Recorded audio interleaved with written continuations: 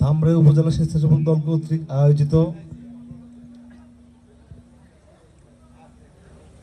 দেশনেত্রী বেগম খালেদা জিয়ার সাবেক সাধারণ সম্পাদক, ঢাকা জেলা স্বেচ্ছাসেবক দলের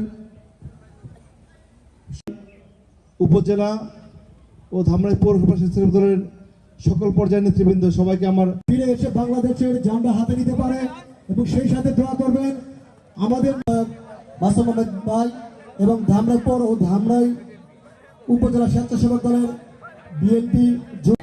আসসালামু আলাইকুম ওয়া রাহমাতুল্লাহি ওয়া বারাকাতুহু।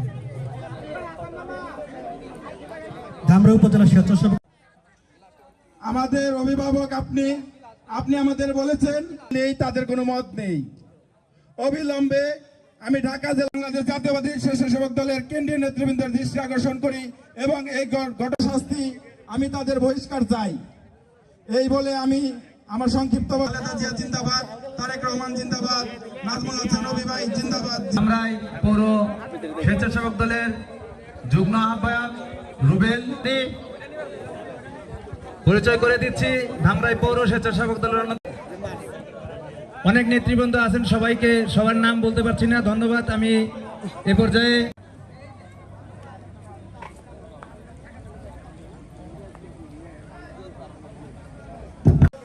যারা এই গভর্নমেন্টকে অস্থিতিশীল করার লক্ষ্যে বিভিন্নভাবে যুদ্ধ করে জীবন দিয়েছেন। আল্লাহ 24 আগস্টে যারা আল্লাহ যুদ্ধ করে শহীদ করে নাও আল্লাহ তাআলা রব্বুল আলামিন, আয় আল্লাহ বিকরে এমন একটা সরকারের ব্যবস্থা করে দাও আল্লাহ তাআলা। আজকের ইফতার মাহফিল যিনি করেছেন আল্লাহ তার পক্ষ থেকে ইন্নাকা আনতাত তাওয়াবুর রহিম। 81 থেকে 90 সরকার এরশাদের যে পতন, সেটা কিন্তু ভোটের অধিকার হরণ করার কারণে হয়েছে এবং এই 15 বছর শেখ হাসিনা ওয়াজিদের যে ভোটের অধিকার হরণ করার কারণে কিন্তু 5 আগস্ট বিপ্লব হয়েছে। সুতরাং আপনার যারা অন্তর্বর্তীকালীন সরকারের পতন হয়ে বাংলাদেশের মানুষের ভোট ও ভাতের অধিকার নিশ্চিত করার লক্ষ্যে ক্ষমতায় বসে আছেন, তারা যদি মানুষের ভোটের অধিকার এবং বাক স্বাধীনতা হরণ করার জন্য এবং নির্বাচন প্রভাবিত করার জন্য যদি আপনার সংস্কার করে বারবার অজুহাত তোলেন, তাহলে বাংলাদেশের মানুষ কিন্তু 5 আগস্ট বিপ্লবে যে পরিণতি শেখ হাসিনা ওয়াজিদের হয়েছে, সেই একই পরিণতির দিকে কিন্তু আপনারা এগিয়ে যাচ্ছেন।